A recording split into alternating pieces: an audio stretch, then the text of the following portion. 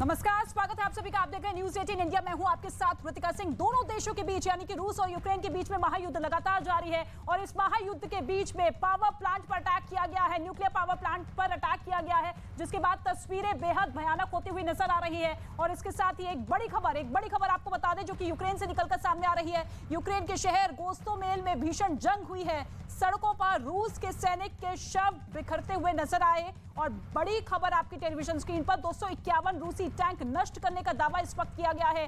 33 लड़ाकू विमान मार गिराने का दावा यहां पर किया गया है। 37 ऐसे हेलीकॉप्टर है जिसे नष्ट करने का दावा यहां पर किया गया है। इस महायुद्ध में रूस से जंग पर यूक्रेन की तरफ से यह बड़ा दावा किया गया है। 9166 रूसी सैनिक मार गिराने का दावा यूक्रेन की तरफ से। 251 रूसी टैंक नष्ट कर दिए गए हैं, ये यूक्रेन कह रहा है। 33 लड़ाकू विमान ऐसे हैं जिसे मार गिराने का दावा किया गया है और तस्वीरें लगातार आप देखते रहिए किस तरीके से चारों तरफ तहस नहस मचा हुआ है। तबाही का मंजर, चारों तरफ मलबा बिखरता हुआ, उन तमाम वाहन, उन तमाम सैनिकों के शव भी पड़े हुए नजर आ रहे हैं जिन्हें मारने का दावा यूक्रेन की तरफ से किया जा रहा है। 37 हेलीकॉप्टर नष्ट कर दिए गए हैं। हवाई हमले जिस तरीके से तेज होते हुए रूस की सेना की तरफ से जारी थे और ऐसे में अब इन हेलीकॉप्टर को नष्ट करने का दावा किया गया है। रूस और यूक्रेन के बीच में जंग लगातार जारी है। 9166 रूसी सैनिक ऐसे हैं जिन्हें मार गिराने का दावा यूक्रेन की तरफ से। 251 रूसी टैंक नष्ट कर दिए गए हैं यानी कि भारी नुकसान पहुंचाता हुआ यूक्रेन नजर आ रहा है। रूस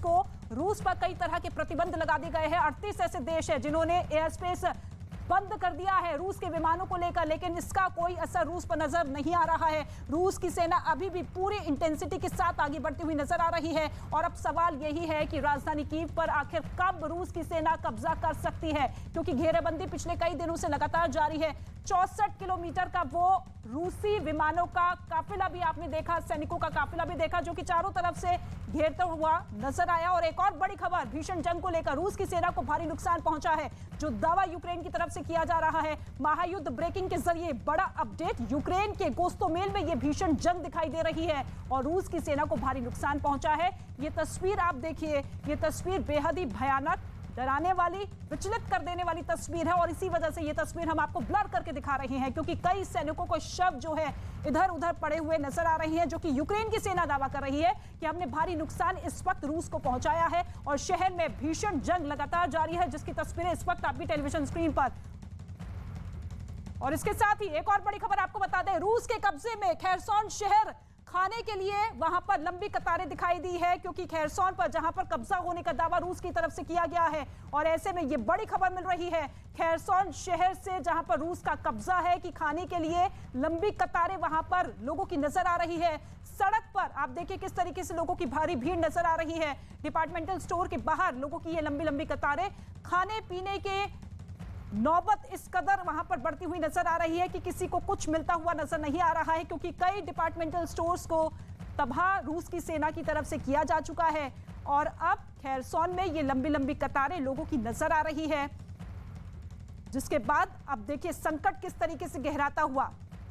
और एक और बड़ी खबर आपको बता दें, रूस की बस पर कब्जे का दावा यहां पर किया गया है यूक्रेन की तरफ से। यूक्रेनी सेना का कब्जे का दावा कि रूसी सेना की बस को हमने अपने कब्जे में ले लिया है। कई रूसी सैनिक ऐसे हैं जिन्हें हमने बंदी बनाया है, बंधक बना लिया है। तस्वीरें आप देखिए, यही वो रूसी सैनिक है जिन्हें बंदी बनाने का दावा यूक्रेन की तरफ से किया जा रहा है। इससे पहले भी कई सैनिकों को बंदी बनाया गया था और अब एक और बड़ा दावा, एक और बड़ा अपडेट, तस्वीर आपकी टेलीविजन स्क्रीन पर। वो रूसी सैनिक जो कि लगातार हमले करते हुए यूक्रेन की सेना पर नजर आ रहे थे, उन्हें अब बंधक बना लिया गया है, बंदी बना लिया गया है। ये बड़ी खबर, पुतिन का एक्शन लगातार जारी है और इसी एक्शन के बाद पूरी दुनिया टेंशन में आती हुई नजर आ रही है, लेकिन पुतिन की सेना मानने को तैयार नहीं है। एक और बड़ी खबर आपको बता दें, सऊदी के प्रिंस से पुतिन ने बात की है। प्रिंस सलमान की पुतिन से फोन पर बातचीत हुई है, दोनों के बीच में बातचीत हुई है। खुद इस बारे में जानकारी ट्विटर पर पुतिन की तरफ से दी गई है। प्रिंस ने मध्यस्थता का ऑफर पुतिन को दिया है। इस वक्त की बड़ी खबर, सऊदी के प्रिंस से पुतिन ने बातचीत की है।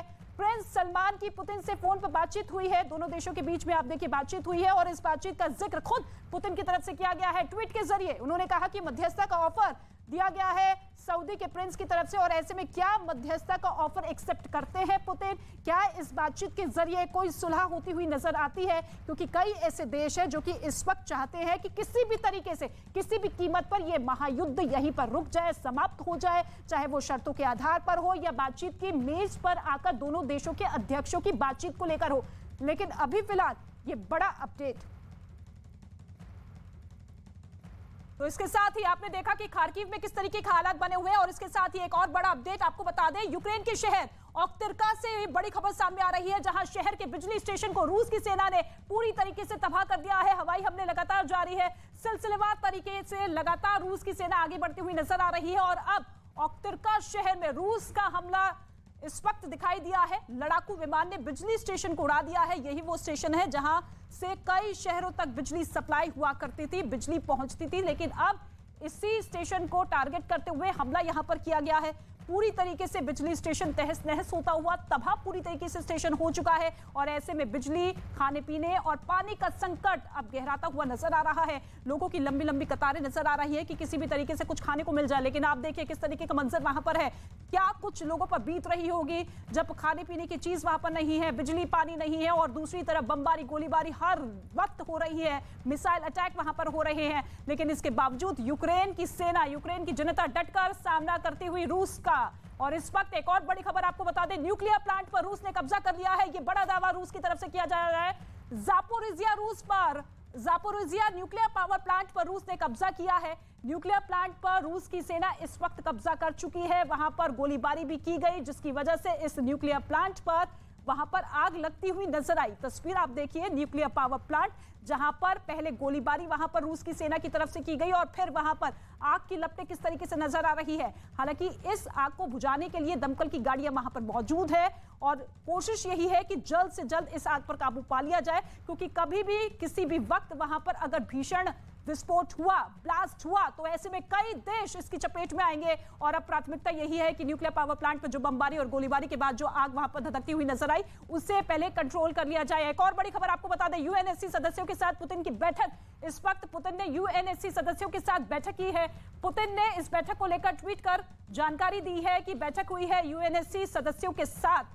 आप देखिए, कई देश अब आगे बढ़ते हुए मध्यस्थता का ऑफर पुतिन को देते हुए नजर आ रहे हैं। हमला लगातार जारी है रूस की सेना की तरफ से और ऐसे में मध्यस्थता की कोशिश कई देश और अब यूएनएससी के सदस्यों के साथ भी पुतिन की बातचीत हुई है, बैठक हुई है। तबाही का मंजर जो कि दिन ब दिन बढ़ता हुआ नजर आ रहा है। 24 फरवरी को इस युद्ध की शुरुआत हुई थी और ऐसे में आज 9वां दिन है और अब आशंका बढ़ती हुई कि कहीं न्यूक्लियर अटैक तो नहीं हो सकता है।